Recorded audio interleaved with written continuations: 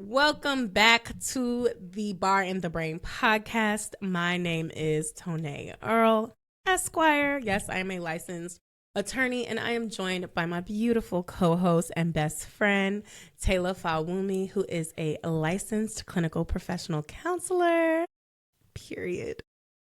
And we are continuing our conversation about All Her Fault on Peacock, and we are getting into episode 2 this episode of Bar in the Brain. So first, thoughts. What did you think rewatching episode 2?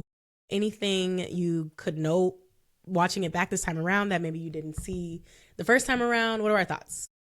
Honestly, I think because I was just so excited to watch it, I just paid more attention to just like all the little innuendos that maybe when you watch it for the first time you don't pick up on, like all the different things that came about with just the whole, just the community, I guess. They just seem like their own. I don't want to say cult because that's a little intense, but it just seems like that, everyone knows everyone. They share nannies and pick up each other's kids, and it's just very cookie cutter, very scary, very Stepford Wives vibes. Yeah. It almost doesn't seem real, but it was just like this one thing with Milo getting kidnapped just rocked everybody's. It was like the topic of all the conversations, all the moms whispering and, you know, low key judging Marissa because, like, why didn't you confirm this? And why didn't you speak to this person? And why didn't you do this and do that? And the other moms, they're, no hate to the stay at home wives because they have a lot of work to do and that's just a whole job in itself. But it almost came off like, you didn't do your job as a mom and now your son's missing and it's low key your fault. And I just didn't like Yeah. that. Yeah, I think that is kind of what made the movie so cringy in the beginning. Not that it was in a bad way, but just it's kind of like I really am laying it in on Marissa just as an outsider, as an audience member. I'm like, ooh, girl, how could you? I'm literally putting all the blame on her, not recognizing that there is a whole other human who was responsible for Milo that didn't even know, bro. And it was interesting to me because my natural inclination was blame the mother, but as I'm watching it again, I'm like, no, I blame the daddy. I blame the daddy too because where were you and why didn't you know Milo had a play date and all these other little things? You think wouldn't go to the house either. I think there can be seen as negligence on both parts, but once again, this is a small knit community. They do this all the time. This happens. She has a good relationship with Jenny. They created this bond in the bathroom at a party. And, she felt like, okay, this person is texting me. She says she's Jenny. She's going to take Milo for them to have a play date with her son. She knows she knows the sons get well along. Like, why would she think anything other than, the little town and the little community that they've created, all the moms, the dads, the nannies, and everything? Everybody's chilling. Like there's never been an issue like this. So Right. why would she think, Right. oh, this is going to be the time where something happens, so I need to be extra hyper vigilant? Right. No, there has not been any inclination that this has happened before. So why would this time be any different? Right. No, I get that. And I guess this is kind of like the shakeup of Wisteria Lane type of thing where it's like, oh, this never happens in this quiet little town. We're so used to leaving our doors unlocked. And but again, you're in Chicago. So I know there has to be some form of head on swivel you kind of have, regardless of being in the suburbs or not. But okay, we've gotten through the part that Marissa is clearly the one being blamed. And we now Yes. acknowledge that we have a bit of sympathy for her as a mother, as a wife. We are starting to recognize that maybe our first watch, I think societal shaping kind of caused at least for me, I think being brought up in society the way it was very quick of me to just go ahead and blame Marissa the way I did. But this episode starts off where we're now kind of flashing back to when Milo was first brought home, and we're seeing the dynamic between Marissa and Peter. And I absolutely love when media shows couples and it's very one-sided. I love when media shows, and particularly you see the mom, the wife, clearly doing all the work, clearly frustrated by dad being able to sleep through the nights when baby needs feeding and changing, by dad being able to watch football or baseball while baby is, trying to play and needs attention and things like that. I love when media shows that because I just feel like it's not talked about enough.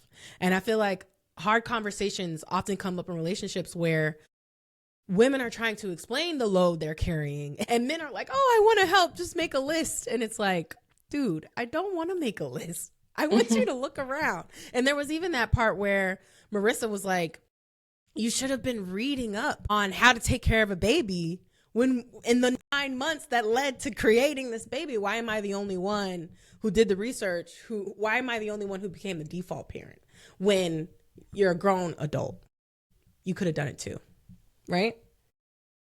Yeah, What did because you think about that? well, I think, you put your effort into the things that interest you. Like, I think, the way he climbed the ladder in his job is because he's really good at finances. He's really good at people. He's very charming. So you put forth the effort, you bought the clothes, you got the swag to be able to seal these deals and things like that. The same effort that you're putting into your job, you should have been putting into your child and your marriage as well. So I think Facts. if you wanted to do it, you would have.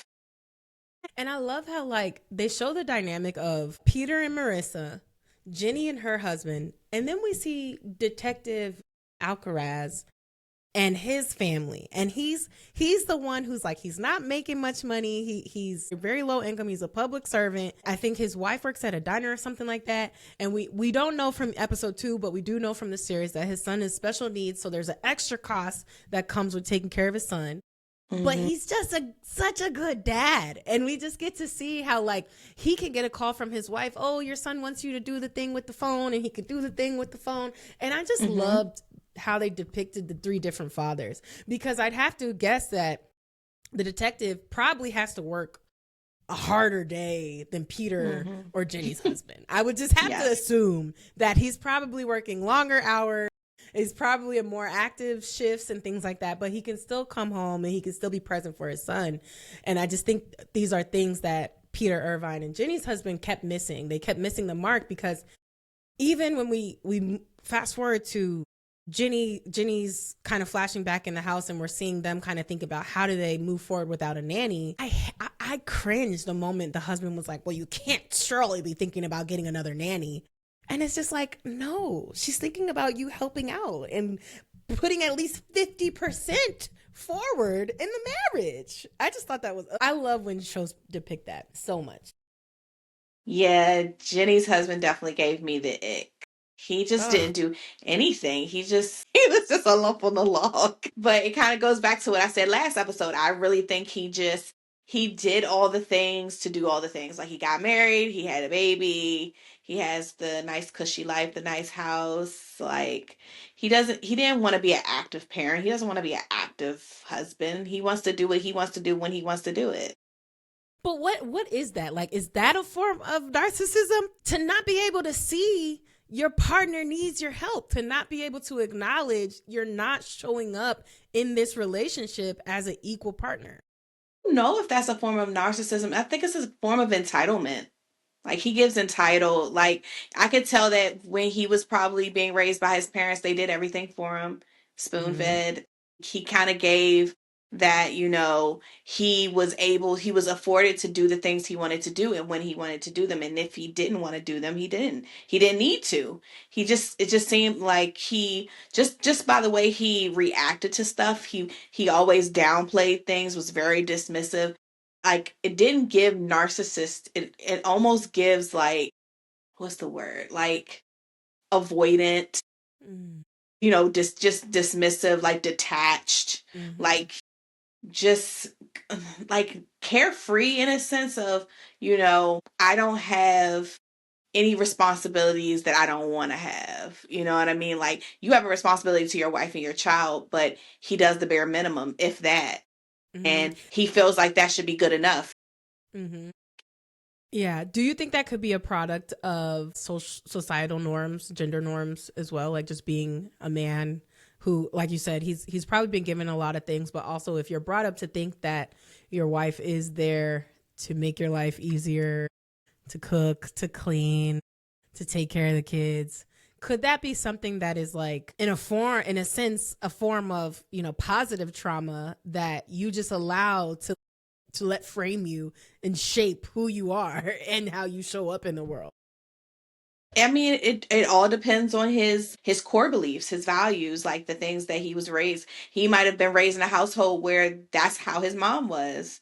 So, the saying is when men leave their moms, they try to find another woman to mimic the same things that their mom did. And, obviously, men who meet good women, they set firm boundaries and let them know, like, I'm not your mama. I'm your wife. And like, these are the things I expect from you in this relationship. And I want you to tell me the things that you expect from me and be able to have some type of compromise in moving forward on how we want to, how we want to run our household. Yeah. Unfortunately, like I kind of said in the last episode, Penny has taken part in this because she's allowed it to happen. She hasn't spoken up. She's had a couple of outbursts, as we saw throughout the season, but she's never really confronted her husband about the different concerns or the displeasures that she's been having until she asked for a divorce, like when it came to a head. But in the very beginning, even before they had children, she could have let him know, like, hey, when we do have kids, I just want to let you know that I want to be a working mom. I don't want to stay at home. I want you to be able to work too. So I do want us to have a nanny. And when we don't have the nanny, when they want to go on vacation or whatever, they have family obligations, I need both of us to put in the work to take care of our baby, because it's not just my baby, it's your baby too. And I just want to make sure we're both feeling supported and encouraged, because we have to keep this little human alive. And it shouldn't be all on me and it shouldn't be all on you. We should both be able to have lives outside of being husbands and dads and moms and wives. And the only way we could do that is if we're supporting one another. Yeah, that's good. But that conversation never happened.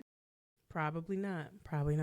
And speaking of Jenny, I do want to talk about, because I do think we saw a lot of her in episode 2. And I thought that was interesting because a lot of times you learn in shows like Law and Order SVU and stuff like in those detective shows, you learn that a suspect or the person who did it will usually try to stay close to the scene or stay close to the family of the victim so that they can be apprised of, any developments in the investigation, but also from like a guilt factor.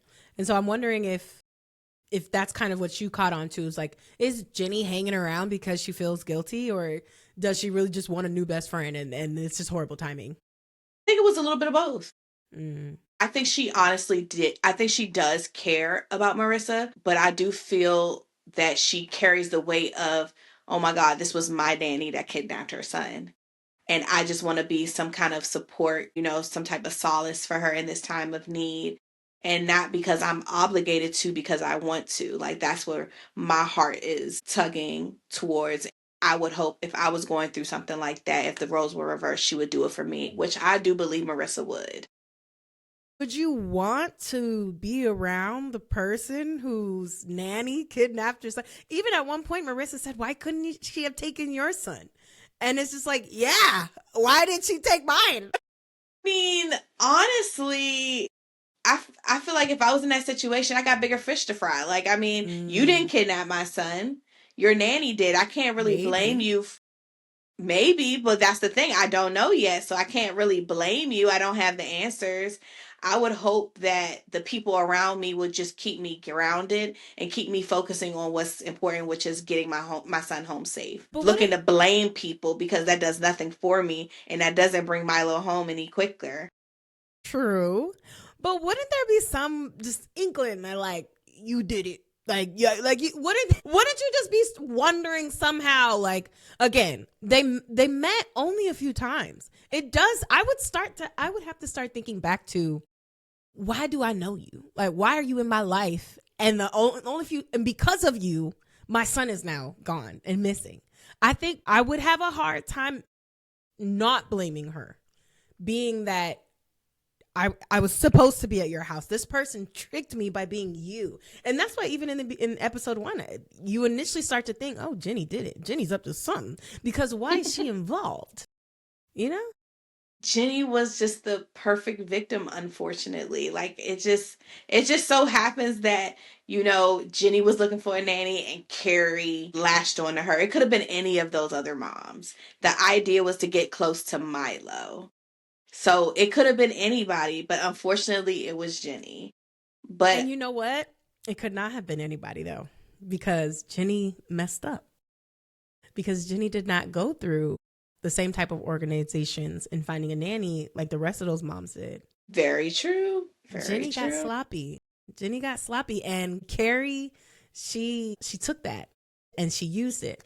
And that's why it's interesting, because at one point, I thought it was very interesting in episode 2, now you see the parents have to drop the kids off, and there's some type of safety monitor in an orange vest outside the school to take the kids to their class. The school beefed up security real quick, because I think you have people who are now trying to make sure they cannot be legally implicated in the kidnapping of this child. And that's probably why the school changed it. Because I would have some questions for the school, because it seems like Marissa didn't know that Carrie was picking up Milo.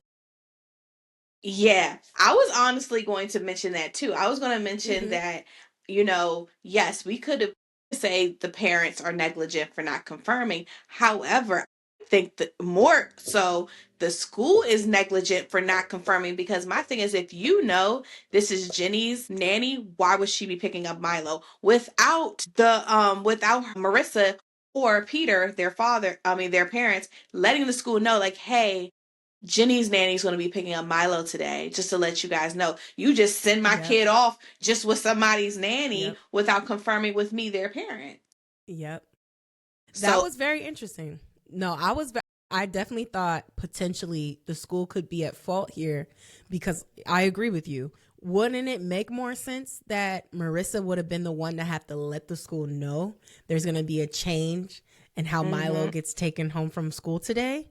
I mean, because they had said later on in the season that only nannies and parents can pick up the kids. So you mean any nanny can pick up any kid and any parent can pick up any kid?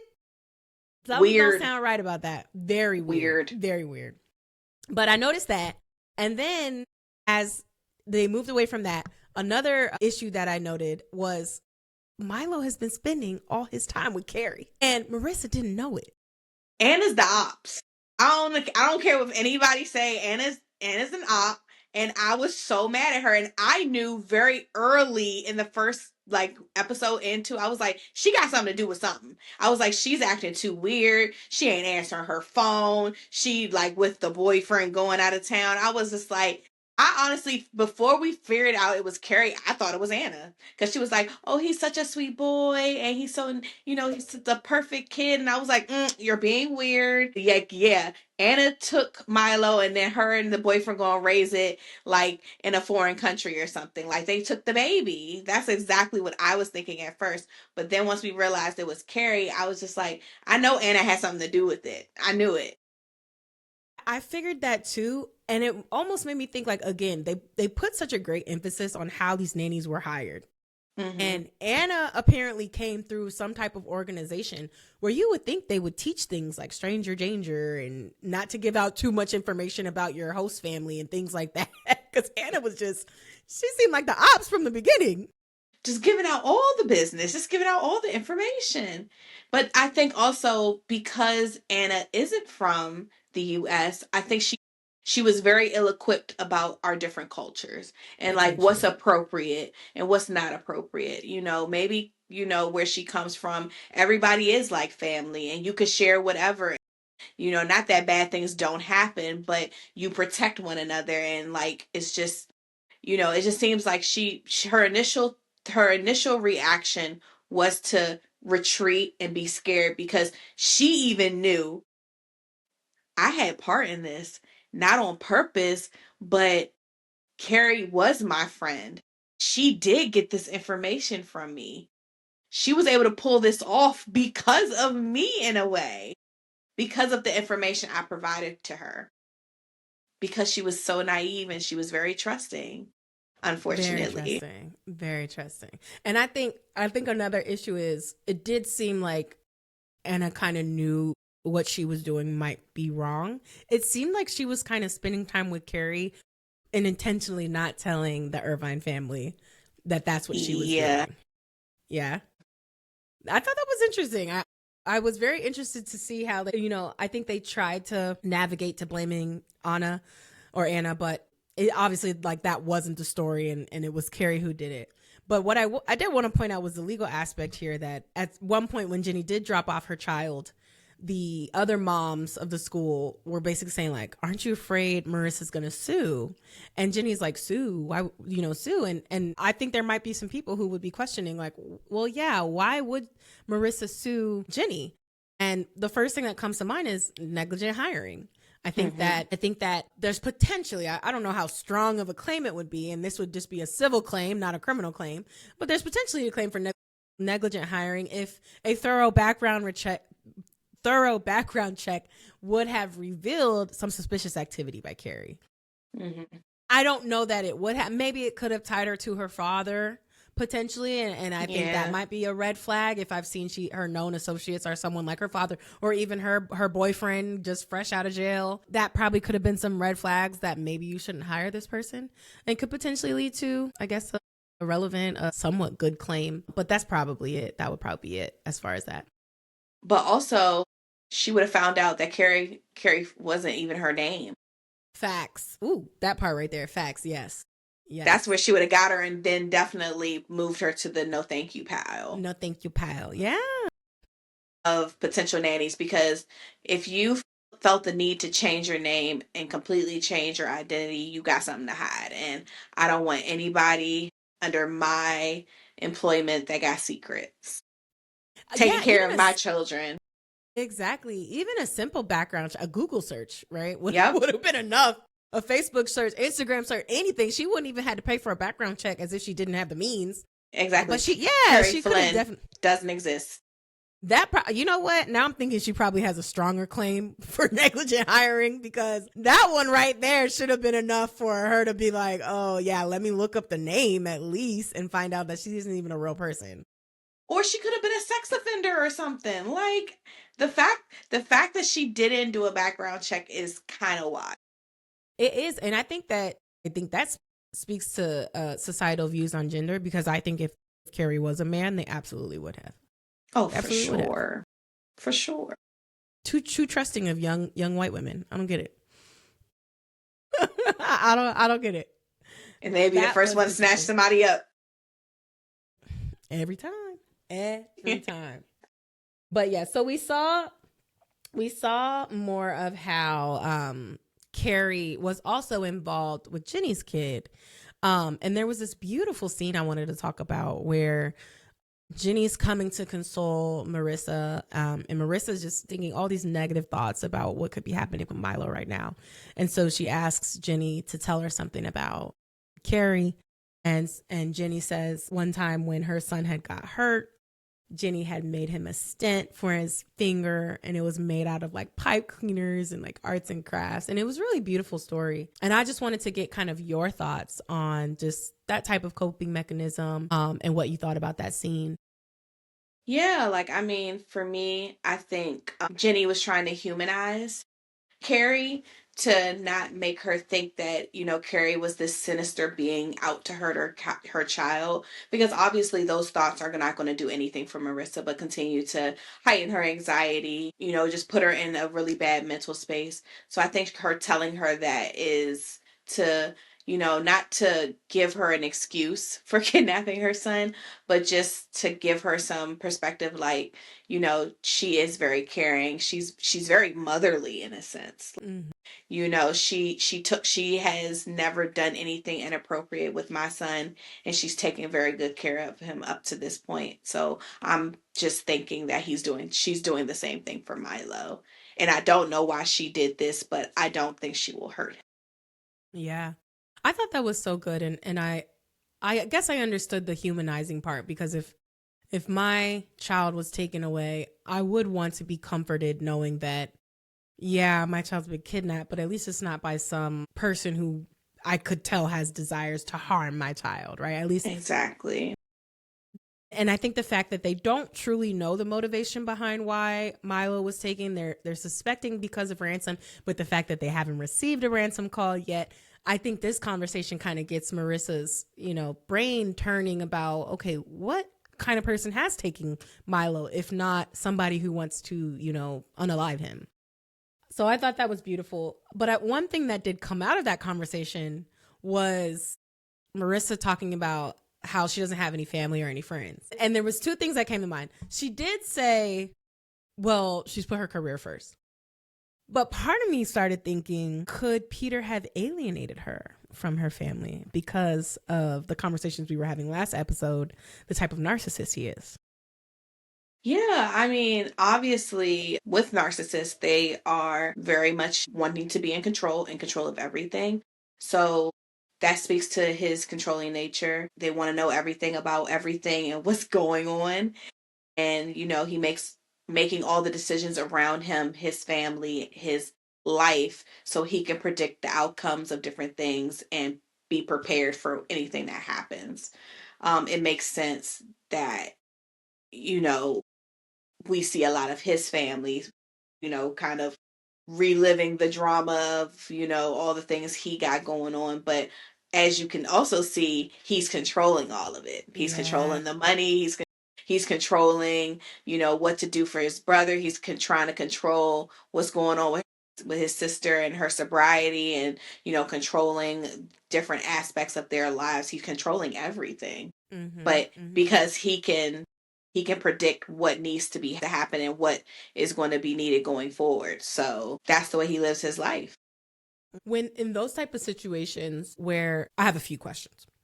When you hear that a lot of time that a narcissist would try to alienate you from your family, what are some of the tactics that they would do? Do they intentionally pick somebody who may already have a strained relationship with their family, or is it somebody who could potentially be close with their family, but they have specific tactics to try to kind of pick that family away and that person away from that family? It could be a little bit of both. I think, dep- usually, I would say usually, if a person, so I'll give you some examples. So if you have a person who has a secure attachment to their family, attachment theory is one of my theoretical orientations that I use for therapy. When someone has secure attachments to the people in their life, that means that they are confident, have healthy relationships with the people around them.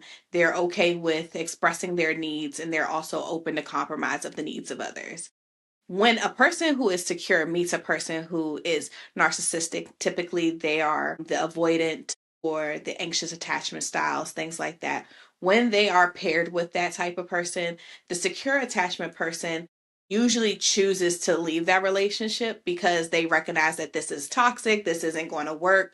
Obviously, things aren't aligned for them. Or in some cases, the securely attached person can start to mimic the same insecurities that their partners are exhibiting. And then they start to become avoidantly attached or anxiously attached, ambivalent attached as well. These attachments can change.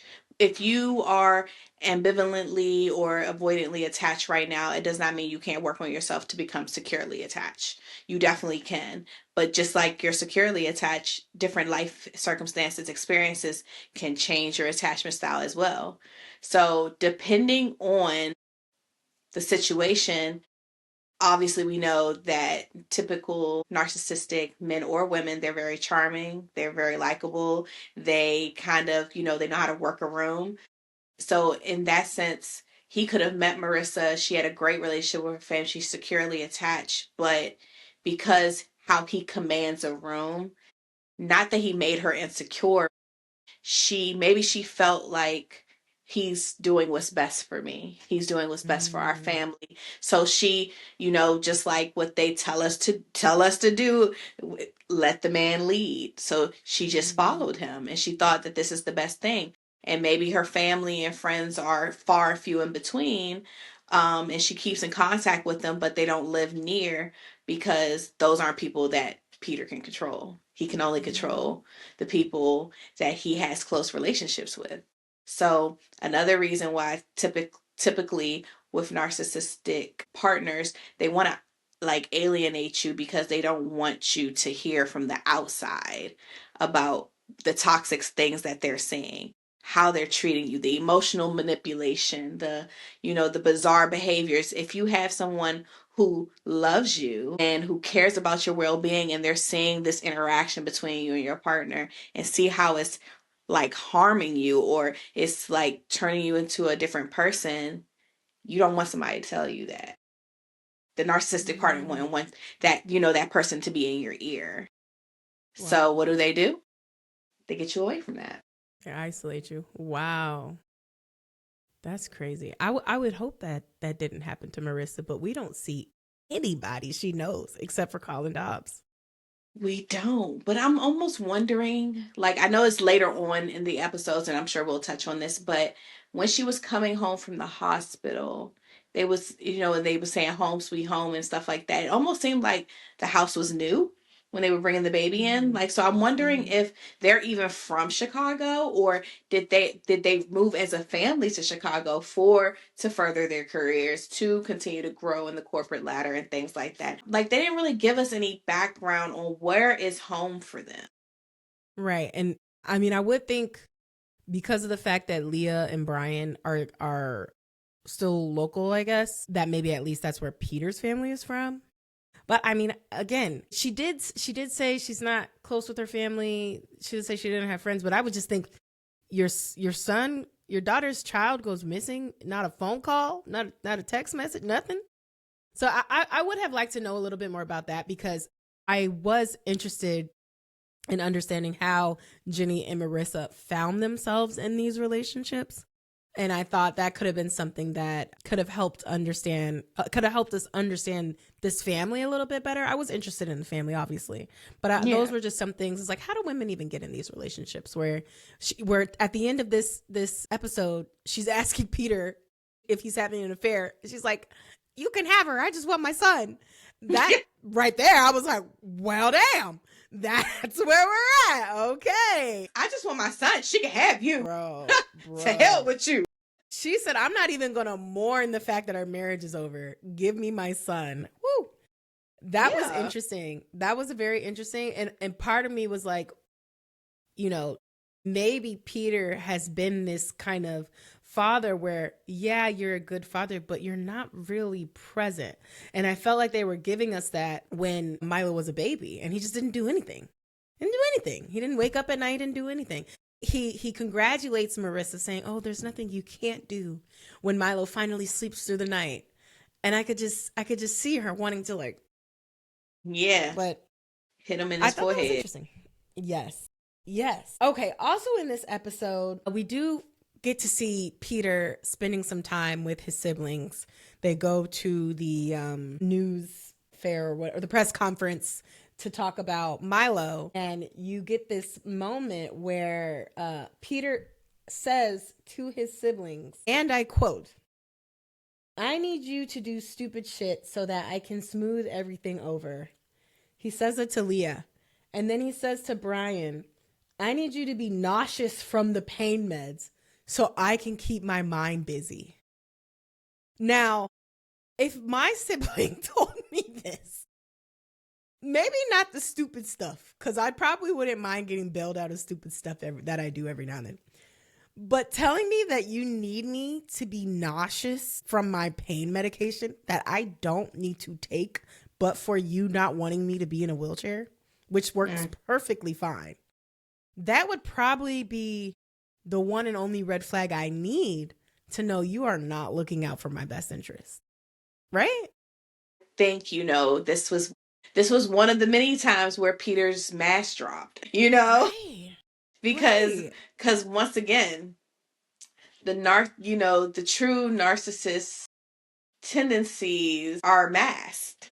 They're hidden well beyond, being good looking, being charming, being agreeable, and, not coming off too condescending, too arrogant, or too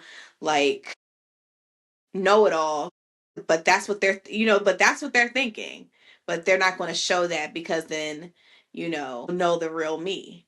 Because obviously, if Marissa knew all these things about him, there would be no Milo. There would be no Yeah. Marissa and Peter. Like, if Yeah. she knew all of the things that she found out leading up to when she gets Milo back, she would have never entered into this relationship. Yeah. I would agree with that. I would. Cuz that's crazy to say something like that. Yes. It's very crazy. When I watching this back again, I was like, he really said that? And Leah and Brian are looking at each other like, what? But they Like, just yeah, keep he's kind of dead going on ass. about your yeah. He really said, and I thought it was interesting because he's like, I really need to be needed right now. And part of me was wondering, was he feeling like Marissa wasn't needing him as this, like, what I really wanted to understand, like, how did he feel needed in his marriage when, again, in the beginning of this episode, we don't really see him showing up as a father. We don't really see him being useful. So how does would you say he's the type of person who he feels needed by his ability to financially control a situation, or by his ability to, like you kind of said, to be this likable guy? Because even in that kind of same press conference scene, there's a point where Leah's like yelling at somebody who's recording the family, and Peter quickly goes from like, do you hear yourself talk? And then like turns, he's like, hi, I'm Peter Irvine. He's just like this nice, lovable guy. Mm-hmm. Is that how he feels needed, by just kind of like handling every situation the way he does? Yeah, exactly. That's the controlling part coming out again. Controlling the narrative, controlling the situation, making the situation look as clean and precise and as perfect as possible. Like what he said, I need you to do smooth stupid shit so I can smooth it over. His idea is to smooth everything over. He doesn't want there to be a hair out of line. He doesn't want there to be any hiccups in his plan. He wants to do everything. And I think another way, I mean, as far as like what I noticed about him is, I think he was more of a present husband than he was a dad. Now, I do feel like he was superficially a good father. Like, I think, he did fun things with Milo, and, you know, gave him baths and things like that. It wasn't consistent, but he definitely did more than Jenny's husband, for sure. But He did. but it definitely seems like he focused a lot of his love, attention, effort into Marissa. Like, it seemed like, of course, before the tragedy, but it just seems like he doted on her. And when they mentioned something about the affair, I didn't even think about that, because I was like, he seems obsessed with Marissa to me. He He's did. Go ahead. Oh no, I was gonna say, yeah, he just seems obsessed with her. So I couldn't see him engaging in a um extramarital affair, because he was eating, breathing Marissa. Exactly. That's why when she said, you can have her, I just want Milo. And he's like, I've never thought of another person over you. I'm like, I would be like, excuse me? That would have offended me if my husband was like, you can go have an affair. I just want my kid. What? I'm not going to even justify the thoughts you're having about me having an affair. But what? You're just ready to end our marriage like that? That's crazy. That was weird. I think that speaks to her, coming from a place of pain. Did you do this to us? Did your, mistress kidnap our son? Does she think that, doing this means that you guys will be together and raise my son? Like, hell no. She can have you. I just want my son back. So I understand where she's coming from, and I don't think she meant it to be hurtful. I think she just blurted it out because she's like, if this is what's happening, you need to fix it. Like, just like how you entered into this, extramarital affair and you broke our vows, you need to get my son back now and get him back safe. I didn't get the sense that Marissa was in love with Peter. I didn't see the same type of longing for Peter that I could clearly see Peter longing for Marissa. It just seemed one-sided. I don't know. Maybe I'm missing something, but I didn't see it. I felt like Marissa was very much over that man. And I do think as time went on and she's learning different things, because even in this episode, we see how Marissa goes to the press conference. She gets ambushed by the reporters asking her all bunch of insensitive questions. And then afterwards, Peter's like, well, yeah, I kind of knew this was going to happen because I got a call and I tried to figure out how I could end the story and cut the story off. And it's just like, why didn't you tell your wife before she got in front of that microphone that she was about to be ambushed? Why wouldn't you give me a heads up? Why would you have me go in there blind? But once again, Peter was trying to control everything. So instead of giving her a heads up, instead of telling her basically, I don't have it handled. I don't have control over this. So instead of admitting to defeat, he rather watched his wife flail and suffer. Yeah. Yeah. And you know what? I'm starting to remember something that happened later on in the season where Marissa's admitting to Peter that she sent him out for like couch cleaner, even though she didn't need it. She just needed like time away from him. And now I'm starting to wonder, like, maybe the only reason Marissa does keep him around is because of his need to be needed. And he's useful in that way. Like, I can boss him around because he does dote on me and do whatever I want. So long as I make him feel useful, he will be useful. Yeah. A thought. What would that make Marissa? That's a good question. I feel like throughout the whole entire season, Marissa really intrigued me. Really? Because I think, her loving and fierceness for her son, I agree, she did not have the same thing for her marriage, and she did not have the same thing for Peter. But I am also wondering if she just felt exhausted by Peter. Because he exhausted me as a viewer. He exhausted me, so I couldn't imagine what Marissa was feeling. I think watching everything, watching how she structured her family life, watching how she made sure to always pack his EpiPen and press his things and all these different things. I feel like she did love him. I don't know if she was in love. But I think she did love him, or they loved the idea of him. He's charming, he's attractive. We have a son together. We have this beautiful life. We have money. What do I need to complain about? Yeah, he gets on my nerves. Yes, he's irritating. Yes, he's overbearing. But it's better than the opposite. Some women are getting beat on, they're getting cheated on, they're getting, dogged out and things like that. So maybe she thought, hell, I could do a lot worse. Yeah. Possibly the relationship was convenient. And I mean, it seems like they kind of leveled up together. I did think it was interesting after the press conference, the cop was talking with Peter and he made a good point that Peter earns all of his money he works for. But then he bankrolls his siblings. His brother works for him and lives in the same house. And then he sends money to Leah to make sure that she has everything she needs. I thought that was interesting that the detective pointed out. I'm forgetting what I was trying to connect that to. Oh, I remember. At that same time with the detective, Peter had said there was an accident and it was Leah's fault. He said it's so easy. Mm-hmm. Girl, when I went back to see that, I was like, he didn't even flinch. Didn't even flinch. And that's another thing. That's another thing about narcissism. They're effortless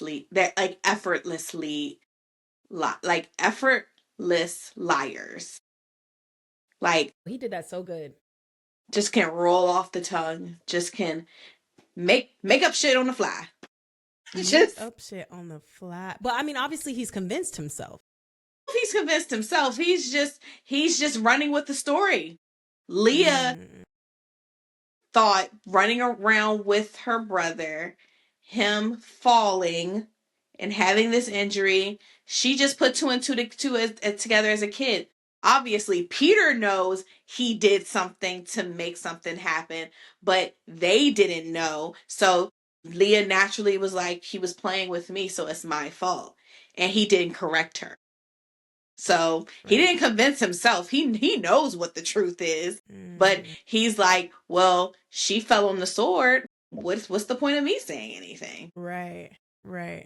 But I wonder why he even felt the need to bring that up to the detective. I mean, I guess the detective was kind of asking these questions that were really trying to get to the bottom of the family dynamic.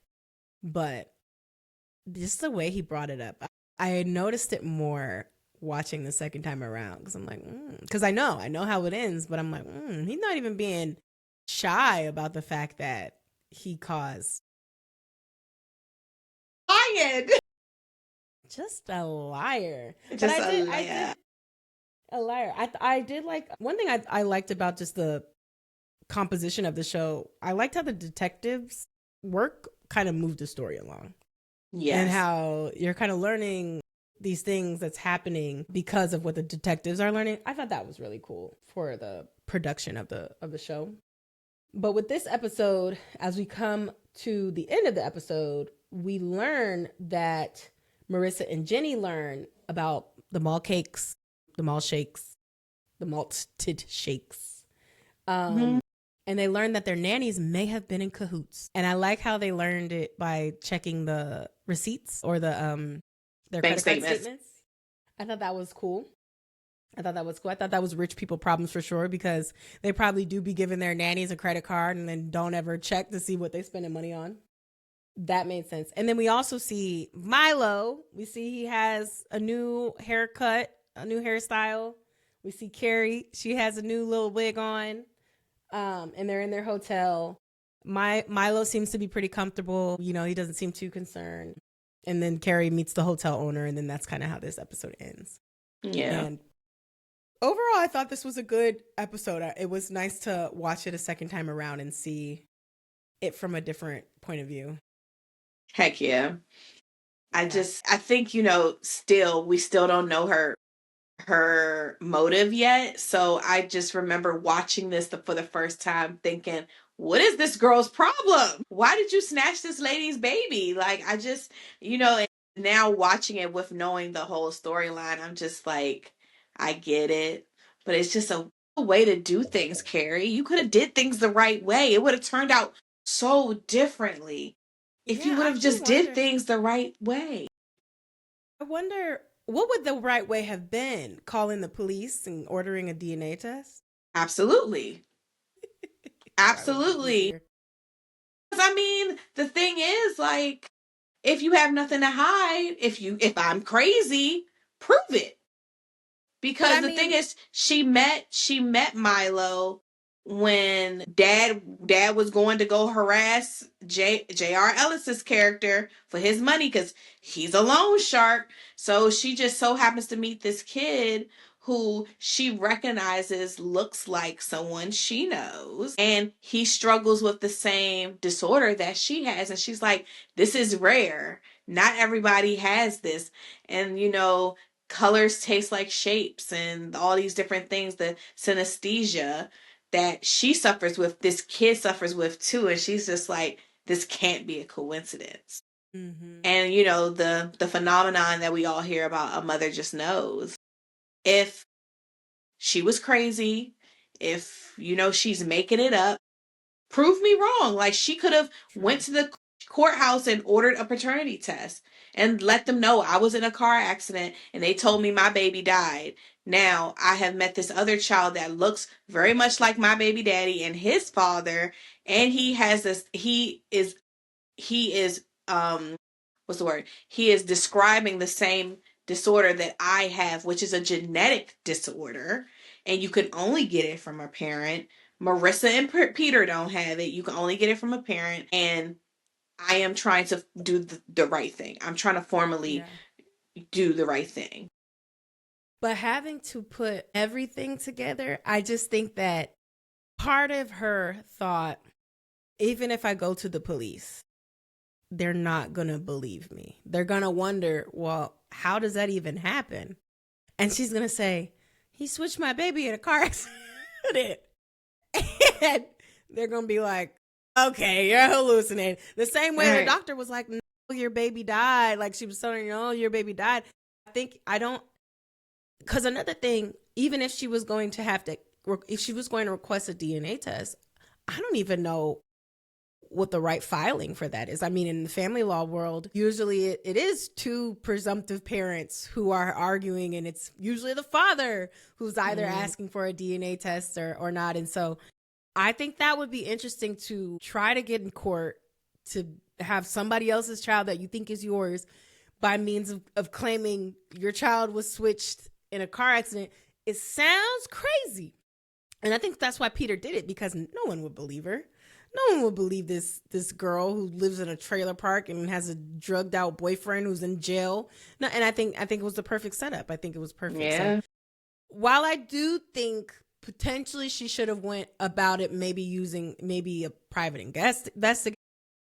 She could have maybe, while she was staking out Milo with her nanny business, she could have maybe got Milo to like drink from a straw, put it in a plastic bag. All those malt shakes, take a straw, put it in a plastic bag, and you pay for a DNA test. I know it's not thousands of dollars, probably hundreds. You pay like $200-$300 and you spit in the cup or whatever and say, hey, can you test it against this? Boom, 99.9, your baby. Then you could take this as evidence to the police. And guess what? You haven't committed a crime. You were having malt shakes with the nanny at a public space. Okay, but I think you would also have to prove that DNA you tested was Milo's, right? Like, I think that's why there's chain of custody in police proceedings, because, well, we want to make sure this is actually what you say it is, right? So again, very true. I think there were definitely plausible ways, far better than kidnapping Milo, that could have probably left some people alive at the end of the season. But obviously for the theatrics and drama, they had to make it happen this way. Yes. But certainly in the real world, I think there probably could have been an easier way. But I just think too many people were doubting her. I think even her boyfriend was like, well, eventually I'm not doing this. Her. Right. Yeah. He was like, I'm not doing this. At first he was like, hell no, I'm not kidnapping no kid. Right. But then he kind of came around to, okay, I actually do think that's our son. And he was. And that's so sad. Poor Kyle. But yes. Well, that was episode 2 of season 1 of All Her Fault. I don't think there will be a season 2. I think this is it. So I'll just keep saying All Her Fault. But thank you, Tay, for going over this episode. Next time we will be reviewing episode 3 as we further the story of learning about Milo's kidnapping, the relationship between Peter and Marissa, and breaking down just the mental tendencies that these people have that we just find so interesting. Poor unfortunate souls. This poor unfortunate souls. So yes, we'll see you guys next time on the Bar and the Brain podcast. Bye.